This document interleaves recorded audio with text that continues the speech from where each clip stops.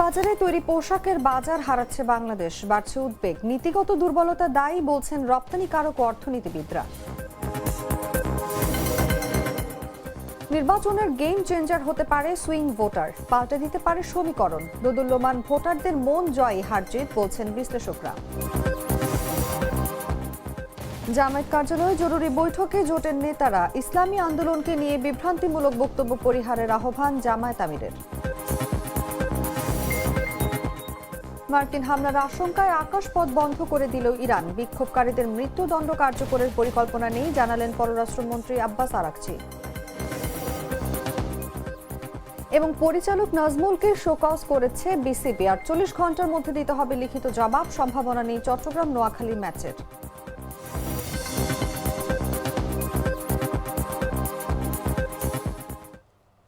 এতক্ষণ শুনছিলেন সংবাদ শিরোনাম। দর্শক আমন্ত্রণ দুপুর ৩টার সংবাদে, সঙ্গে আছি আমি অনুভা বিশ্বাস। বাছাইকৃত লাল সরিষার দানা থেকে তৈরি হয় প্রাণ সরিষার তেল, আসল ঝাঁঝে আসল স্বাদে। চলে যাচ্ছি বিস্তারিত খবরে। ইউরোপীয় ইউনিয়নের বাজারে বাংলাদেশের তৈরি পোশাক রপ্তানিতে চলতি অর্থ বছরের শুরুতেই নেতিবাচক প্রবৃদ্ধি দেখা দিয়েছে। দেশের মোট রপ্তানি আয়ের প্রায় অর্ধেক যে বাজার থেকে আসে, সেখানে রপ্তানি কমে যাওয়ায় খাত সংশ্লিষ্টদের মধ্যে উদ্বেগ বাড়ছে। প্রতিযোগী দেশগুলোর আগ্রাসী অবস্থান ও নীতিগত দুর্বলতার কারণে পরিস্থিতি আরও জটিল হচ্ছে বলে মনে করছেন রপ্তানিকারক ও অর্থনীতিবিদরা। ইব্রাহিম হোসেন অভির পাঠানো তথ্যে বিস্তারিত জাগো ডেস্ক রিপোর্টে। বাংলাদেশের তৈরি পোশাক খাতের প্রধান রপ্তানি গন্তব্য ইউরোপীয় ইউনিয়ন। দেশের মোট রপ্তানি আয়ের প্রায় 48.84% আসে ইইউ থেকে। অথচ চলতি অর্থ বছরে এই গুরুত্বপূর্ণ বাজারে রপ্তানি প্রবৃদ্ধি নিয়ে দেখা দিয়েছে উদ্বেগ। রপ্তানি উন্নয়ন ব্যুরোর তথ্য অনুযায়ী 2025-26 অর্থ বছরের প্রথম প্রান্তিকে ইইউর বাজারে বাংলাদেশের পোশাক রপ্তানি দাঁড়িয়েছে $9.46 বিলিয়ন, যা আগের অর্থ বছরের একই সময়ের $9.86 বিলিয়ন তুলনায় 4.14% কম। এই নেতিবাচক প্রবণতা খাত সংশ্লিষ্টদের মধ্যে নতুন করে আশঙ্কা তৈরি করেছে। এই সময় নিটওয়্যার পণ্যের রপ্তানি 5.54% কমে $5.76 বিলিয়ন নেমে এসেছে, যেখানে আগের বছর একই সময় আয় ছিল $6.10 বিলিয়ন। অন্যদিকে ওভেন পণ্যের রপ্তানি দাঁড়িয়েছে $3.70 বিলিয়ন, যা 1.87% নেতিবাচক প্রবৃদ্ধি নির্দেশ করে। ইইউ বাজারে এ ধরনের নেতিবাচক প্রবৃদ্ধি নিয়ে রপ্তানিকারকরা গভীর উদ্বেগ প্রকাশ করেছেন, কারণ দেশের রপ্তানি আয়ের সিংহভাগই আসে এ অঞ্চল থেকে। তাদের মতে, রপ্তানি ঘুরে দাঁড়ানোর জন্য দ্রুত কার্যকর পদক্ষেপ না নেওয়া হলে দেশের অর্থনীতিতে গুরুতর নেতিবাচক প্রভাব পড়তে পারে। রপ্তানিকারকদের মতে, যুক্তরাষ্ট্রের পাল্টা শুল্ক নীতির কারণে চীন, ভারত, ভিয়েতনাম সহ বাংলাদেশের প্রতিযোগী দেশগুলো ইইউ বাজারে আরও বেশি অংশ দখলের জন্য ঝুঁকে পড়েছে। ফলে তারা ইইউতে রপ্তানি বাড়াতে নানা উদ্যোগ নিচ্ছে, যার সরাসরি নেতিবাচক প্রভাব পড়ছে বাংলাদেশের রপ্তানির ওপর। বিশেষজ্ঞরা বলছেন, এই প্রেক্ষাপটে দ্রুত কার্যকর নীতিগত পদক্ষেপ নেওয়ার কোনো বিকল্প নেই। প্রতিক্রিয়াশীল নীতির বাইরে গিয়ে বাংলাদেশকে দীর্ঘমেয়াদী কৌশলের দিকে অগ্রসর হতে হবে। পাশাপাশি লজিস্টিক্স ব্যবস্থার উন্নয়ন, ব্যবসার ব্যয় কমানো ও ইইউ সহ অন্য বড় বাজারের সঙ্গে বাণিজ্য চুক্তি আলোচনায় গতি আনাও অত্যন্ত জরুরি বলে মত তাদের। তারা বলছেন, সিপিডির এই ডিস্টিংগুইশড ফেলো সময়োপযোগী ও সমন্বিত নীতি গ্রহণ না করা হলে বৈশ্বিক বাণিজ্যের ক্রমবর্ধমান প্রতিযোগিতামূলক পরিবেশে বাংলাদেশ আরও বেশি বাজার হারানোর ঝুঁকিতে পড়বে। নিউজ ডেস্ক, জাগো নিউজ। তৈরি পোশাকের বাজার নিয়ে আলোচনার জন্য আমাদের সঙ্গে আজ স্টুডিওতে উপস্থিত আছেন জাগো নিউজের চিফ রিপোর্টার ইব্রাহিম হোসেন অভি। আপনাকে আমন্ত্রণ আমাদের আজকের আলোচনায়। ধন্যবাদ আপনাকে। যেমনটি আমরা দেখছিলাম প্রতিবেদনে যে ইইউর বাজারে বাংলাদেশ তাদের তৈরি পোশাক বাজার হারাচ্ছে, এটার মূল কারণ যদি আপনার কাছে শুরুতেই জানতে চাই, আপনি কোন কারণগুলোকে প্রধান হিসেবে উল্লেখ করবেন? বাংলাদেশের রপ্তানিতে যেরকম একটা প্রতিনিধিত্ব এবং অধিকাংশ মানে বলা যায় 85% মতো শেয়ার হলো তৈরি পোশাকের। ইউরোপীয় ইউনিয়নভুক্ত দেশগুলোতে রপ্তানির ক্ষেত্রেও প্রায় 50% বা অ্যাবাভ 50% আসে হলো আমাদের ইউরোপীয় ইউনিয়নভুক্ত দেশ থেকে। তো এইখানে যদি নেগেটিভ গ্রোথ হয়, এটা কিন্তু আমাদের জন্য একটা চিন্তার বিষয় এবং এটা নিয়ে রপ্তানিকারক সহ দেশের যারা নীতি নির্ধারক আছে সবাই আসলে উদ্বেগ প্রকাশ করেছেন। তো কারণ হিসাবে প্রথমত যেটা হয় যে এমনিতে তো গ্লোবাল কিছুটা মন্দা আছে আমাদের সামগ্রিক, কিন্তু ইউরোপীয় ইউনিয়নভুক্ত দেশে আমাদের মেইন যেটা কারণ সেটা হলো যে ট্রাম্প অ্যাডমিনিস্ট্রেশন যে একটা পাল্টা শুল্ক আরোপ করেছে বিভিন্ন দেশের উপরে, তো বাংলাদেশেও সেটা আরোপ করছে। কিন্তু বাংলাদেশের ক্ষেত্রে যেটা হয়েছে, বাংলাদেশের যে প্রতিযোগী দেশ রয়েছেন যেমন ইন্ডিয়া, চায়না, কিংবা আমরা ভিয়েতনামের কথা বলি, কম্বোডিয়া, পাকিস্তান, এই সব দেশগুলোতে হলো আমাদের তুলনায়, পাকিস্তান আমাদের প্রায় সমমত, কিন্তু এই সব দেশগুলোর যে পাল্টা শুল্কের হার সেটা আমাদের চেয়ে একটু বেশি। জি। তো ফলে তারা যেহেতু যুক্তরাষ্ট্র একটা বড় বাজার, আমাদের জন্য সিঙ্গেল লার্জেস্ট বাজার হিসেবে সবচেয়ে বড় বাজার হলো যুক্তরাষ্ট্র, যেখান থেকে আমাদের টোটাল রপ্তানি আয়ের প্রায় 18 থেকে 20%, মানে বিভিন্ন সময় এটা চেঞ্জ হয়, সেটা আসে ইউএস থেকে। তো এটা সবার জন্য একটা বড় মার্কেট। তো ওই বাজারটাতে যেহেতু আমাদের প্রতিযোগী দেশগুলো ট্যারিফের কারণে একটা ধাক্কা লেগেছে এবং তাদের কম্পিটিটিভনেস হারাইছে, বিকজ অফ প্রাইস বৃদ্ধি পেয়েছে সেই সব দেশগুলোতে। ফলে আমাদের যে কম্পিটিটিং দেশগুলো আছে তারা যেটা করেছে যে তারা যেহেতু যুক্তরাষ্ট্রের বাজারে ভালো সুযোগ পাচ্ছে না, তাদের অর্ডার ফ্লো কমে গেছে, সেই কারণে তারা যুক্তরাষ্ট্রকে বাদ দিয়ে ইউরোপীয় ইউনিয়নভুক্ত দেশগুলোকে টার্গেট করছে, যেহেতু তারা এখানে পারছে না সেখানে।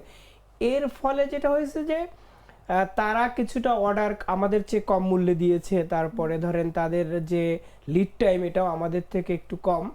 তো ফলে এই সব কারণে ধারণা করা হচ্ছে যে বায়াররা সুযোগটা নিয়েছে, এবং আমাদের যেই দেশগুলোর কথা বললাম যারা আমাদের প্রতিযোগী, যেমন ইন্ডিয়া, ভিয়েতনাম, এরা যেটা করেছে, তাদের যে রপ্তানিকারক রয়েছে তাদেরকেও তারা এক ধরনের সহায়তা দিয়েছে, পলিসি সাপোর্ট এবং কোনো ক্ষেত্রে আর্থিক সাপোর্টও দিয়েছে, যাতে তারা ইউরোপীয় ইউনিয়নভুক্ত দেশগুলোতে রপ্তানি বাড়িয়ে তাদের যে একটা প্রভাব পড়ার কথা সেটাকে যাতে তারা কম্পেনসেট করতে পারে। এটা একটা অন্যতম কারণ হিসেবে ধরা হচ্ছে। এর বাহিরে যেটা হয়েছে যে গ্লোবাল অস্থিরতা এবং আমাদের যে একটা চাহিদা, বিভিন্ন কারণে সব দেশেই আসলে ট্যাক্স এর একটা ইম্প্যাক্ট পড়েছে সেই কারণে, এবং অর্থনৈতিক একটা মন্দা ভাব, পুরোপুরি যদি আমরা মন্দা নাও বলি, তবে আমাদের যারা বিভিন্ন ইনফ্লেশন বেড়েছে, তারপর মানুষের অ্যাক্রস দ্য গ্লোব এখানে আয় কমেছে, ফলে মানুষের যে চাহিদা, পোশাকের জন্য যে ব্যয়,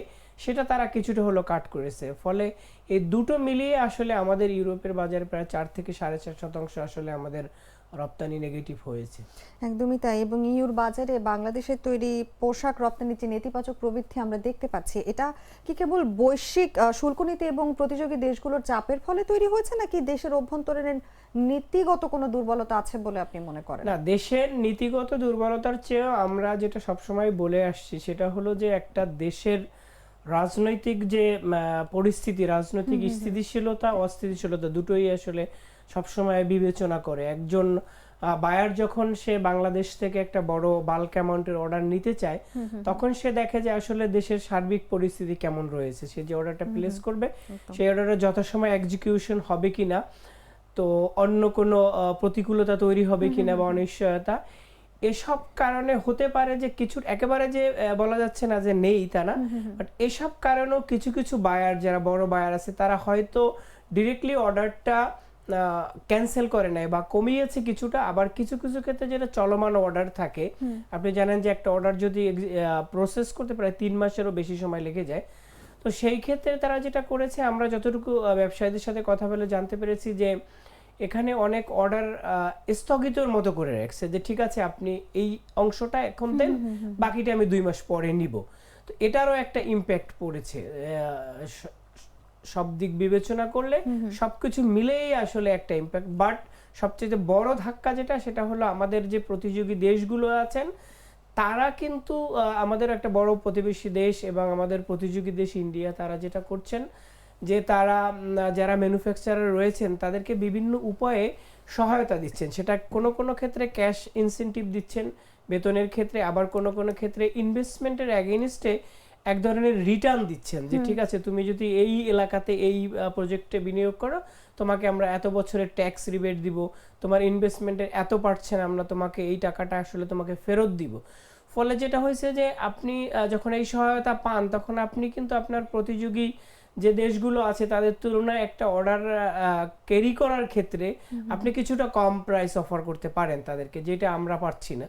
তো এগুলো মিশেই আসলে টোটাল বিষয়টা একটু আমাদের জন্য নেতিবাচক হয়েছে। একদম তাই। এবং যুক্তরাষ্ট্রের যে পাল্টা শুল্ক নীতির ফলে যে ট্রেড ডাইভারশনটা সৃষ্টি হলো, এই ট্রেড ডাইভারশন থেকে বাংলাদেশ আসলে প্রত্যাশিত সুবিধা কেন নিতে পারছে না? যেখানে আপনি বলছিলেন যে আমাদের কম্পিটিটর যে দেশগুলো আছে ভারত, ভিয়েতনাম এবং যদি আরো বলি যে আফ্রিকান কিছু দেশও দ্রুত ইউর বাজারে দখল করে নিচ্ছে, সেখানে আসলে আমরা কেন পিছিয়ে আছি?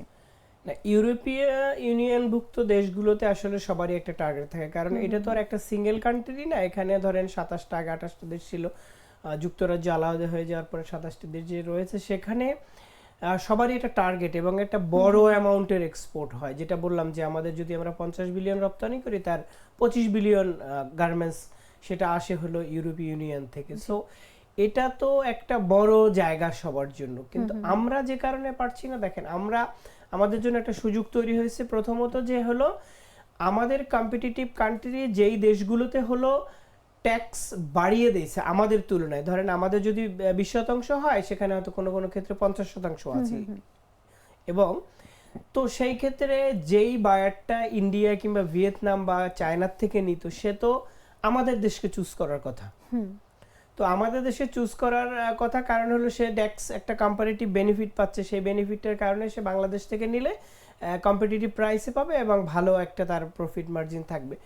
কিন্তু সাম্প্রতিক সময়ে যেটা হয়েছে যে বাংলাদেশের ক্ষেত্রে কিছুটা রাজনৈতিক অস্থিতিশীলতা এবং আমাদের যে আসলে ইলেকশন পিরিয়ড, আমাদের অতীতের যে অভিজ্ঞতা, সেখানে আসলে মানুষের কিছুটা নেতিবাচক ধারণা রয়েছে যে ইলেকশন পিরিয়ডে এক ধরনের রাজনৈতিক সহিংসতা দেখা দেয় এবং ক্ষমতা হস্তান্তরকে কেন্দ্র করে বাংলাদেশের যে সামগ্রিক কার্যক্রম থাকে সেটাই এক ধরনের বিঘ্ন ঘটায় স্মুথ বিজনেস রান করার ক্ষেত্রে।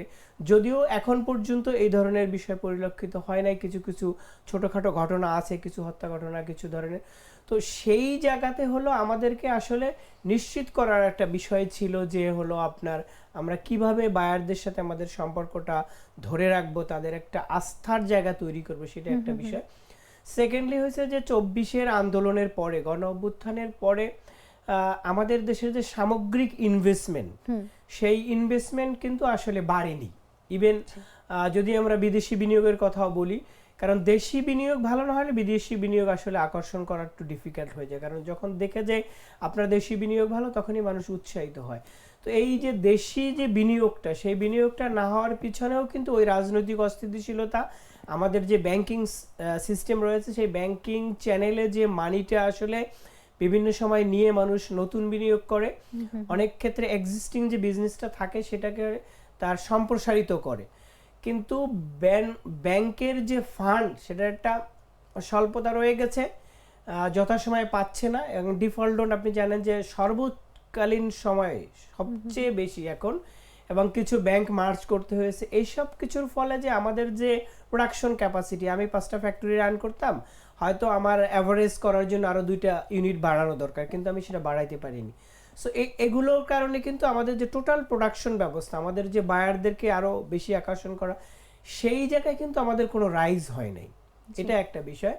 সেকেন্ডলি হয়েছে যে দেখেন আমাদের ইনোভেশনের জায়গা থেকে দুর্বলতা থাকতে পারে। 2 বছর বলা যায় প্রায়। সো এই 2 বছরে মানুষ আসলে এক ধরনের সংকোচন, দ্বিধা এর মধ্যে দিয়ে পার করছে। স্টিল তারা আসলে কোনো ধরনের বিনিয়োগ সিদ্ধান্ত নিতে পারতেছে না ভয়ের কারণে, যে আসলে যদি আরেকটা অস্থিরতা তৈরি হয়, ক্ষমতা হস্তান্তর কে আসবে, বিজনেস পলিসি কে, এইসব কারণ তো রয়ে গেছে। উপরন্তু আমাদের সংস্কারের ফলে, আমি ডেফিনেটলি সংস্কারের পক্ষে, এবং সংস্কার জিনিসটা আমাদের ব্যবসাকে স্মুথ করার জন্যই করা হচ্ছে। সেইখানে আপাত দৃষ্টিতে বা উদ্ভূত পরিস্থিতিতে কিছু জায়গায় আসলে কিছু সুযোগ সুবিধা কাট হয়েছে, কিছু কিছু সুযোগ সুবিধা স্থগিত রয়েছে। ধরেন আপনার নীতিগতভাবে একটা সুবিধা আপনাকে দেওয়া হয়েছে, কিন্তু সংকট, সিদ্ধান্তহীনতা, ফান্ডের অ্যাভেলেবিলিটি ইত্যাদি কারণে আসলে দিতে পারতেছে না। তো এটারও একটা প্রভাব পড়ছে। ফলে কি হয়েছে, সবকিছু মিলিয়ে আমরা একটা যে উইন উইন সিচুয়েশন থাকে, বা আমাদের যে একটা স্মুদার ট্রানজিশন, স্মুদার অপারেশন, সেইটা হয় নাই।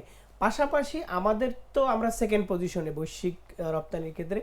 তো সেখানে আমাদের যারা প্রতিবেশী দেশ আছে তারা ট্রাই করতেছে যে তারা যাতে আমাদেরকে বিট দিতে পারে। আমাদের একদম ক্লোজ কম্পিটিটর যারা হলো ভিয়েতনাম কিন্তু সেখানে আমাদের থেকে কম্পারেটিভলি বেটার করতেছে, যদিও তারা এখন আমাকে বিট দিতে পারেনি গত 2 বছর বা 3 বছর ধরে আমরাই সেকেন্ড পজিশন।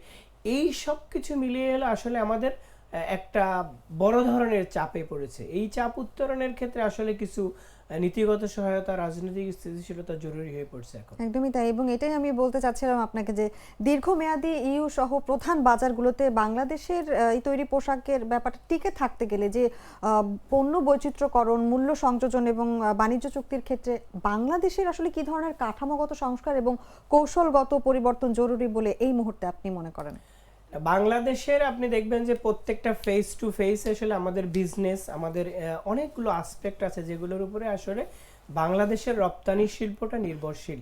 আপনি যদি প্রথমেই ধরে যে ইউরোপীয় ইউনিয়ন তাদের যে এনভায়রনমেন্টাল ইস্যুতে যে কমপ্লায়েন্সটা বাস্তবায়ন করতে যাচ্ছে, সেখানে আমাদের একটা বড় চ্যালেঞ্জিং আসপেক্ট আছে যে আমরা যদি তারা যে স্ট্যান্ডার্ডে আমাদের কমপ্লায়েন্সগুলো চাচ্ছে সেটা যদি আমরা মেনটেন করতে না পারি, তাহলে বায়াররা কিন্তু আমাদের থেকে চলে যেতে পারে, রিলোকেট করতে পারে। অতীতে যে জিনিসটা ধরা হয়তো যে চিপ রেট, চিপ লেবার, এই ধরনের বিষয়গুলোই আসলে একমাত্র নিয়ামক বা বড় নিয়ামক হিসেবে কাজ করছে। বর্তমান সময়ে কিন্তু আসলে জিনিসটা আর সেই লেভেলে নাই, এখন কিন্তু মাল্টি আসপেক্ট এখানে কাজ করে।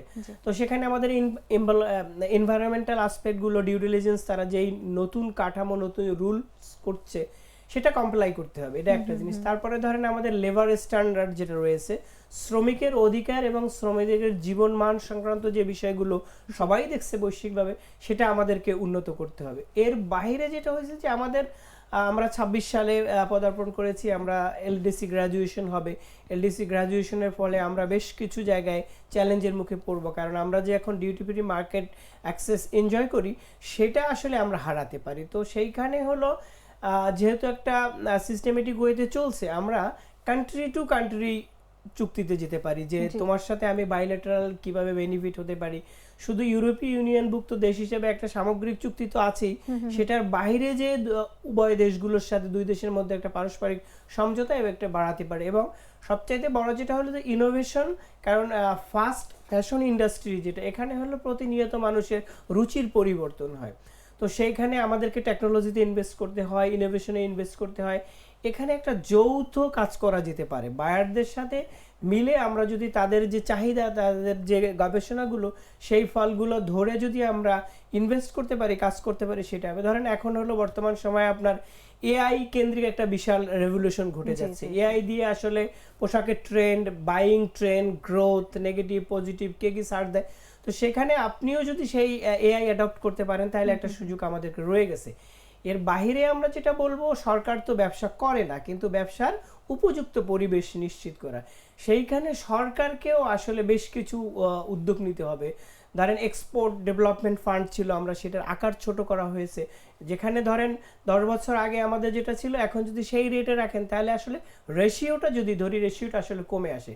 20 বিলিয়নের যদি আপনি 10% ধরেন, 40 বিলিয়নের যদি আপনি 8%ও ধরেন, তারপরেও কিন্তু পরিমাণটা বড় হয়ে যায়। কিন্তু সেইখানে আমরা সেম লেভেলে রাখছি। আমার কথা হচ্ছে তারপরে আমাদের যে ইনসেনটিভ অফার করা হচ্ছে, সেই জায়গায়ও একটা বড় ধরনের পরিবর্তন দরকার আমি মনে করছি।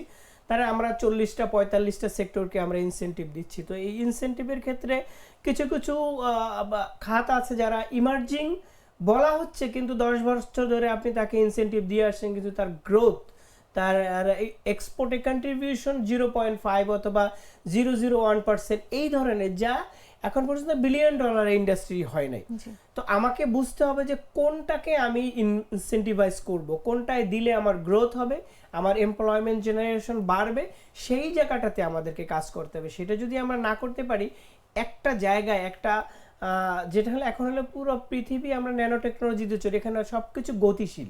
তো সেখানে আপনি যদি ওই প্রতি বছর শুধু সার্কুলারটা পাল্টান, একই সার্কুলার শুধু ডেট চেঞ্জ করে দেন, যেমন আমাদের লাস্ট যে সার্কুলারটা হলো সেখানে বলা আছে যে প্রিভিয়াস 6 মান্থে যে ইনসেনটিভ ছিল এখনো সেটা বলবৎ থাকবে। তো এমনও হইতে পারে যে বৈশ্বিক কারণে কোনো একটা বেশি চ্যালেঞ্জের মুখে পড়ছে, আবার কোনো একটা একটু সুযোগ সুবিধা পাচ্ছে। তো সেই ক্ষেত্রে তো আপনাকে ওটার হারটাও চেঞ্জ করেন, আপনি নীতিটা ফ্লেক্সিবল রাখেন যে এখন আমার হলো পাট রপ্তানির জন্য নেক্সট 6 মান্থে ভালো থাকবে, সো পাটকে কিভাবে আমি প্রমোট করতে পারি। নেক্সট 6 মান্থে আমার রাইস, হয়তো অ্যারোমেটিক রাইস অথবা আমার এগ্রিকালচার প্রোডাক্ট। সো আমাকে এক জায়গায় একটা স্টিক অবস্থাতে না থেকে, স্টাক না হয়ে এইটা ফ্লেক্সিবল করা উচিত এবং সময়ে সময়ে এটাকে পরিবর্তন করে সময়ের সাথে এবং চাহিদার সাথে তাল মিলিয়ে যদি আমরা পলিসি নির্ধারণ করতে পারি। তবে আরেকটা জিনিস আমি বলবো এখানে, যেটা হলো যে আমাদের যারা রপ্তানিকারক আছেন তাদেরকে সাথে নিয়ে পলিসিগুলো ডেভেলপ করা। তারা আসলে বুঝে এক্ষেত্রে বাইং হাউসগুলোর প্রতিনিধি, বায়ারদের প্রতিনিধি বা এক্সপোর্টার, তাহলে একটা ইনক্লুসিভ পলিসি যদি হয়, আমি মনে করি যে আমাদের যে অবস্থান আছে সেটা আরো দৃঢ় হবে এবং যে নেতিবাচক প্রবৃদ্ধি রয়েছে সেটা থেকে আমরা বেরিয়ে আসতে পারবো। একদমই তাই। খুব ভালো বললেন আপনি। আপনাকে অসংখ্য ধন্যবাদ আমাদের সঙ্গে আজ আলোচনায় উপস্থিত থাকার জন্য। দর্শককে ধন্যবাদ, সবসময় আমাদের সাথে থাকবেন, জাগো নিউজের সাথে থাকুন। ধন্যবাদ। দর্শক, কথা বলছিলাম জাগো নিউজের চিফ রিপোর্টার ইব্রাহিম হোসেন অভির সঙ্গে। এবার চলে যাচ্ছি অন্যান্য খবরে। নির্বাচনের হিসাব নিকাশে যাদের সিদ্ধান্ত শেষ মুহূর্তে এসে সব সমীকরণ পাল্টে দেয় তারাই সুইং ভোটার।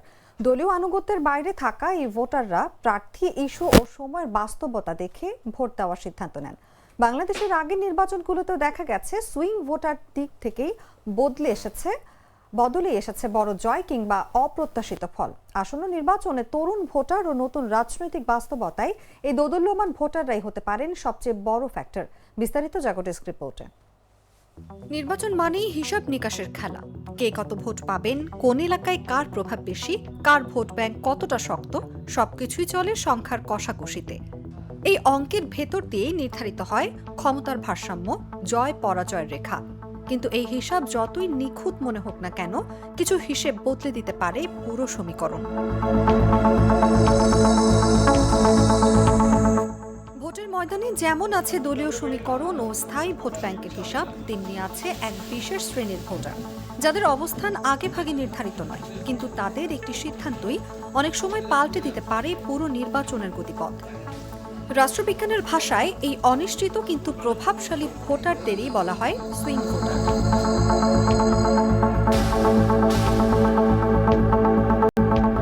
তাদের দোলাচল, তাদের পছন্দের পরিবর্তনই নির্বাচনের ফলাফলে এনে দেয় নাটকীয় মোড়। রাষ্ট্রবিজ্ঞানী ও রাজনৈতিক বিশ্লেষকরা বলছেন, বাংলাদেশের নির্বাচনে জয় পরাজয় বড় ভূমিকা রাখে সুইং ভোটাররা। প্রশ্ন হতে পারে, সুইং ভোটার কারা এবং কিভাবে বদলে দেন ভোটের হিসেব?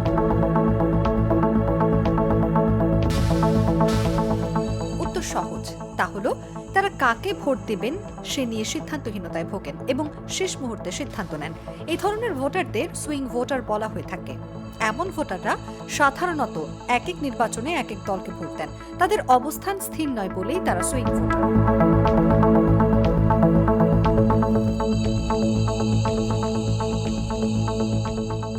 ঊনবিংশ এবং বিংশ শতাব্দীর শুরুতে যখন দল ভিত্তিক রাজনীতি খুব শক্তিশালী ছিল, তখন মানুষ বংশ পরম্পরায় একই দলকে ভোট দিত। কিন্তু সময়ের সঙ্গে সঙ্গেই একদল সচেতন ভোটার তৈরি হয়, যারা প্রার্থীর গুণাগুণ বা ইস্যু দেখে ভোট দেওয়া শুরু করে। পশ্চিমা বিশ্বে, বিশেষ করে যুক্তরাষ্ট্রের নির্বাচনে সুইং টেস্ট বা দোদুল্যমান রাজ্যগুলি ঠিক করে দেয় কে হবেন পরবর্তী প্রেসিডেন্ট। বাংলাদেশে কি সুইং ভোটার আছে? উত্তর হলো হ্যাঁ। বাংলাদেশের প্রেক্ষাপটে 2001 থেকে 2008 সালে নির্বাচনের দিকে তাকালে এই প্রমাণ পাওয়া যায়। 2001 সালে প্রধান দুই জোটের ভোটের পার্থক্য ছিল মাত্র 1% কম, অথচ 2008 সালে আওয়ামী লীগ একাই পায় 48% ভোট। অর্থাৎ এই বড় একটা অংশ ছিল সুইং ভোটার, যারা ইস্যু ভেদে তাদের মত পরিবর্তন করেছেন।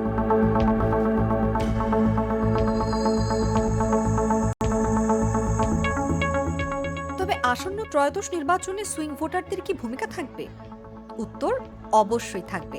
এমনকি বিশেষজ্ঞরা বলছেন, এবার সব রেকর্ড ছাড়িয়ে যেতে পারে, কারণ গত 3টি প্রশ্নবিদ্ধ নির্বাচনে একটি বড় প্রজন্ম ভোট দেওয়ার সুযোগ পায়নি।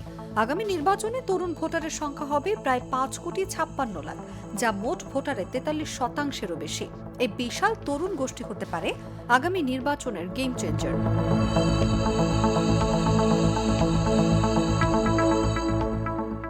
24 চব্বিশের গণ অভ্যুত্থান পরবর্তী পরিস্থিতিতে রাজনৈতিক মেরুকরণ বদলে গেছে। অনেক বিশ্লেষক মনে করছেন আওয়ামী লীগ নির্বাচনে না থাকলে তাদের বিশাল একটি ভোট ব্যাংক এখন সুইং ভোটার হিসেবে কাজ করবে। তারা শেষ পর্যন্ত কাকে বেছে নেবে তা এখনো অনিশ্চিত। এছাড়াও সুইং ভোটাররা রাজনৈতিকভাবে অজ্ঞ নয়, বরং তারা শেষ মুহূর্ত পর্যন্ত অপেক্ষা করেন। তারা দেখেন কাকে ভোট দিলে দেশ নিরাপদ থাকবে, কার কাছে তার স্বার্থ সংরক্ষিত হবে। আসন্ন নির্বাচনে এই দোদুল্যমান ভোটারদের মন যারা জয় করতে পারবেন, বিজয় তাদেরই সুনিশ্চিত বলে মত রাজনৈতিক বিশ্লেষকদের। নিউজ ডেস্ক, জাগো নিউজ। প্রাণ কফি ক্যান্ডি, কররা কফি, কঠিন স্বাদে, হাইকে বলো বাই। বাংলাদেশ জামায়াতে ইসলামের কেন্দ্রীয় কার্যালয়ে জরুরি বৈঠক বসেছে জামায়াত সহ জোটের নেতারা। এই বৈঠকের বিষয় দলগুলোর পক্ষ থেকে আনুষ্ঠানিকভাবে না জানানো হলেও বৈঠকের একটি ছবি সামাজিক যোগাযোগ মাধ্যমে এসেছে। বৃহস্পতিবার সোশ্যাল মিডিয়ায় প্রকাশিত এই ছবিতে জামায়াত ইসলামীর নায়েবে আমির ডক্টর সৈয়দ আব্দুল্লাহ মোহাম্মদ তাহের, বাংলাদেশ খেলাফত মজলিসের আমির আল্লামা মামুনুল হক, এনসিপির আহ্বায়ক নাহিদ ইসলাম, বিডিবির চেয়ারম্যান আনোয়ারুল ইসলাম চাঁদ, এবি পার্টির চেয়ারম্যান মুজিবুর রহমান মঞ্জু, খেলাফত মজলিসের মহাসচিব আহমদ আব্দুল কাদের সহ অনেককে দেখা গেছে। তবে এই বৈঠকে ইসলামী আন্দোলনের কোনো নেতা রয়েছেন কিনা তা নিশ্চিত হওয়া যায়নি। জামায়াত অফিসের একজন স্টাফ জানিয়েছে, জোটের বিভিন্ন দলের নেতাদের সঙ্গে জামায়াত নেতাদের বৈঠক চলছে।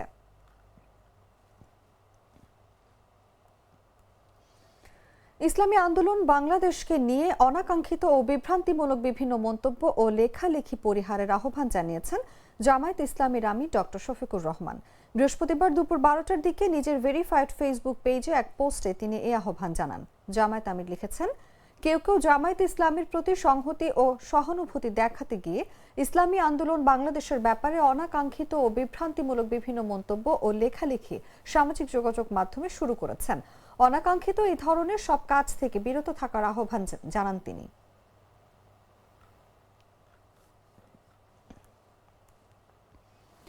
ইনকিলাব মঞ্চের মুখপাত্র শরীফ ওসমান হাদি হত্যা মামলায় দাখিল করা চার্জশিট গ্রহণের বিষয়ে বাদীপক্ষ নারাজি দেয়ায় এই বিষয়ে আদেশ অপেক্ষমান রেখেছেন আদালত।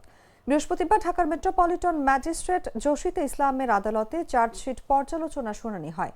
শুনানিকালে রাষ্ট্রপক্ষ চার্জশিট গ্রহণের পক্ষে মত দিলেও মামলার বাদী ইনকিলাব মঞ্চের সদস্য সচিব আব্দুল্লাহ আল জাবের তদন্ত প্রতিবেদন নিয়ে অসন্তোষ প্রকাশ করে নারাজি আবেদন করেন। হাতিকে যারা হত্যা করেছে তারা চাইলে হাতিকে অন্ধকারে বাসায় বা নির্দিষ্ট জায়গায় অজ্ঞাতে হত্যা করতে পারত। কেন প্রকাশ্য দিবালোকে হত্যা করতে হলো? এইটার একটা বড় মিনিং আছে। এই মিনিংয়ের কোনো জবাব এই চার্জশিটে নাই। তার কারণে আমরা মনে করছি যারা এক্সিকিউটর, এই এক্সিকিউটর ফয়সাল একজন এক্সিকিউটর না, এদের অনেকগুলো প্ল্যান ছিল। হয়তো ফয়সাল যদি ফেল করতো তাহলে দ্বিতীয়জন এসে হত্যা করতো, দ্বিতীয়জন ফেল করলে তৃতীয়জন হত্যা করতো। তারা কোথায়? তারাও কিন্তু পালিয়ে গিয়েছে। এই এক্সিকিউটরদেরকে একজনকে আনা হয়েছে, আর এই এক্সিকিউটরদেরকে যে যারা সেফ এক্সিট করে দিয়েছে, আপনারা জানেন যে 7 জন 8 জন আসামিকে এখন পর্যন্ত গ্রেপ্তারই করে নাই যারা মূল হত্যার সাথে জড়িত। তাদেরকে গ্রেপ্তার করা হয়েছে, তারা শুধুমাত্র তাদেরকে পলায়নের জন্য সহায়তা করেছে। এই পলায়নের সহায়তার সাথে এদের সম্পর্ক কি, এইটা চার্জশিটে এর কোনো জবাব নাই। আবারও কথা দিয়ে কথা রাখতে পারল না জাতীয় শিক্ষাক্রম ও পাঠ্যপুস্তক বোর্ড। মাধ্যমিক ও সমমানের সব বই পৌঁছানো যায়নি শিক্ষার্থীদের হাতে। এর আগে এনসিটিবির কর্মকর্তাদের সাথে নিয়ে শিক্ষা উপদেষ্টা অধ্যাপক ডক্টর সিআর আবরার জানিয়েছিলেন 15 জানুয়ারির মধ্যে সব বই দেয়া হবে। এখন সব শিক্ষার্থীদের কাছে বই পৌঁছে দিতে আরো 15 দিন সময় চাইছে এনসিটিবি। গেল 28 ডিসেম্বর এনসিটিবির অডিটোরিয়ামে এক অনুষ্ঠানে চলতি বছরের পাঠ্যপুস্তকের সফট কপি অনলাইনে উন্মুক্ত করে দেওয়া হয়। প্রধান অতিথি হিসেবে তখন শিক্ষা উপদেষ্টা জানান 15 জানুয়ারির মধ্যে শতভাগ বই শিক্ষার্থীদের হাতে পৌঁছাবে, আর অল্প কয়েকদিনের মধ্যেই বই পৌঁছে দেওয়ার কথা বলেছিল এনসিটিবি। কিন্তু এখনো প্রায় 1 কোটি বই পৌঁছায়নি স্কুলে। এতে শিক্ষাবর্ষের প্রথম মাস অনেক বিষয়ের বই ছাড়াই শেষ করতে হবে শিক্ষার্থীদের। যদিও এনসিটিবি বলছে যথাসময়ে বই দিতে প্রিন্টার্সগুলোকে তাগাদা দিচ্ছেন তারা। এদিকে কর্মকর্তাদের দাবি গেল 1.5 দশকে জানুয়ারির প্রথম সপ্তাহে কখনোই শতভাগ বই পৌঁছে যায়নি। কখনো কখনো মার্চ এপ্রিল পর্যন্ত সময় লেগেছে। সেই অর্থে এবার 30 জানুয়ারির মধ্যে বই গেলেও তা এনসিটিবির জন্য নতুন মাইলফলক।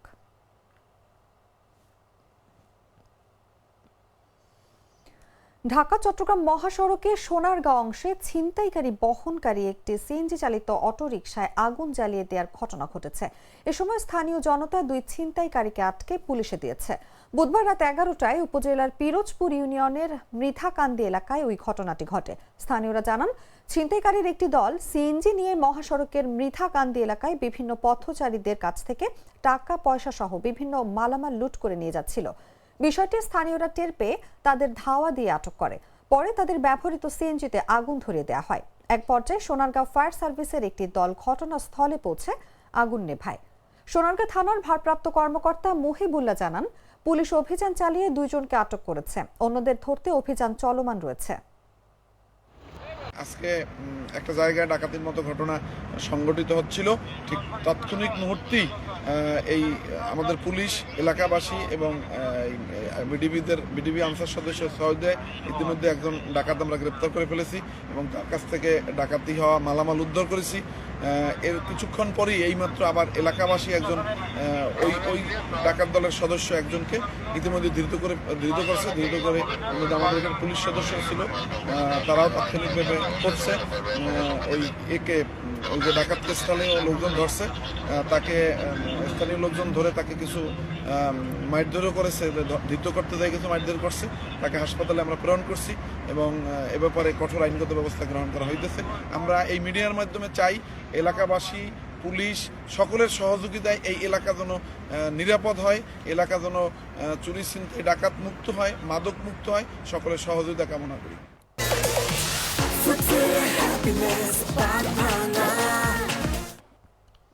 জানাবো আন্তর্জাতিক সংবাদ।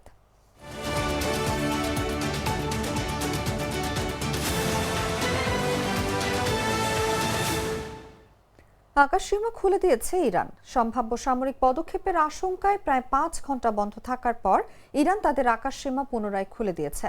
মার্কিন ফেডারেল এভিয়েশন অ্যাডমিনিস্ট্রেশনের ওয়েবসাইটে প্রকাশিত এক বিজ্ঞপ্তি অনুসারে বুধবার প্রায় 5 ঘন্টা ইরান তাদের আকাশসীমা বন্ধ রাখে। ফ্লাইট ট্র্যাকিং পরিষেবা ফ্লাইট রাডার 24 জানিয়েছে, বৃহস্পতিবার এই নিষেধাজ্ঞা প্রত্যাহার করা হয়েছে এবং ফ্লাইট চলাচলে অনুমতি দেওয়া হয়েছে।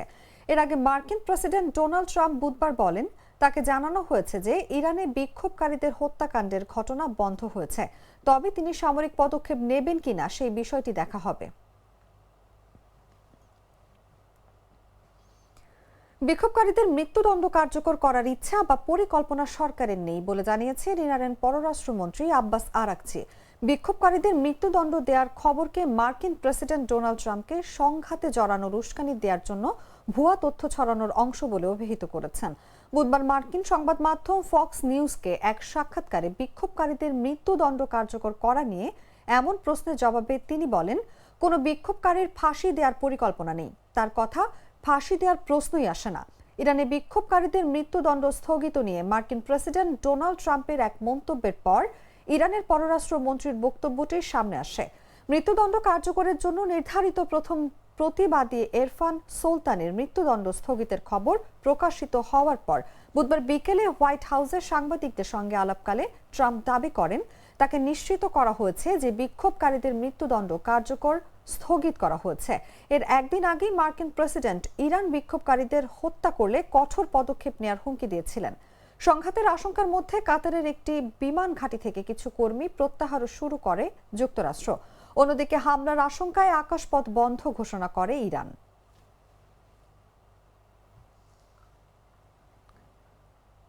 সংবাদ শেষ করব খেলার খবর জানিয়ে।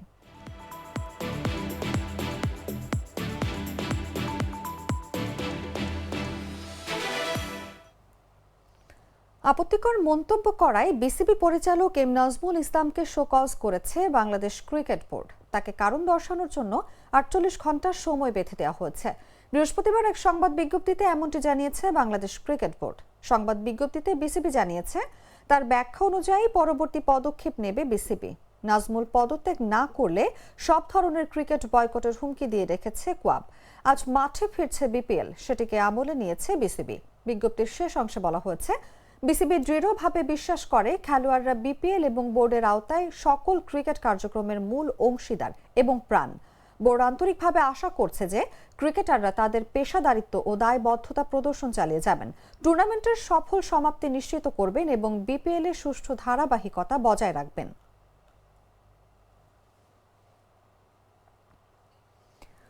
বিপিএল এ ঢাকা পর্বের প্রথম ম্যাচ অর্থাৎ চট্টগ্রাম রয়্যালস নোয়াখালী এক্সপ্রেসের ম্যাচটি মাঠে গড়ানোর কোনো সম্ভাবনা নেই।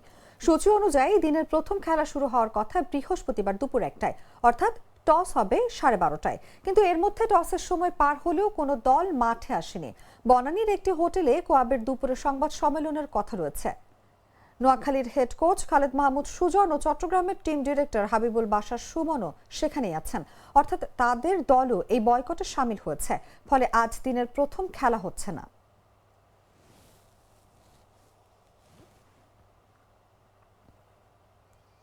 সংবাদ শেষ করার আগে শিরোনামগুলো জানিয়ে দিচ্ছি আরো একবার।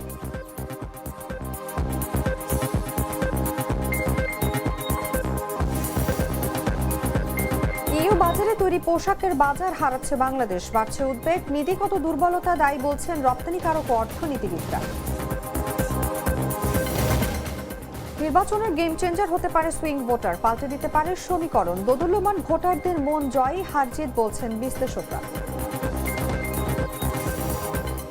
জামায়াত কার্যালয়ে জরুরি বৈঠকে জোটের নেতারা ইসলামী আন্দোলনকে নিয়ে বিভ্রান্তিমূলক বক্তব্য পরিহারের আহ্বান জামায়াত আমিরের।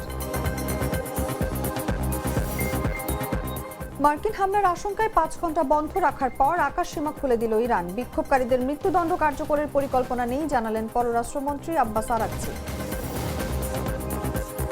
এবং পরিচালক নাজমুলকে শোকজ করেছে বিসিবি। 48 ঘন্টার মধ্যে দিতে হবে লিখিত জবাব, সম্ভাবনা নেই চট্টগ্রাম নোয়াখালী ম্যাচের।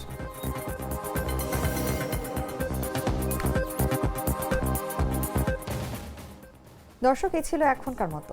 এরপর বিকেল 5টায় দেখবেন দেশ জুড়ে সংবাদ। প্রতি মুহূর্তে সর্বশেষ খবর জানতে ভিজিট করুন jagonews24.com। ফলো করুন আমাদের ভেরিফাইড ফেসবুক পেজ এবং সাবস্ক্রাইব করুন জাগো নিউজের ইউটিউব চ্যানেল। ধন্যবাদ সবাইকে।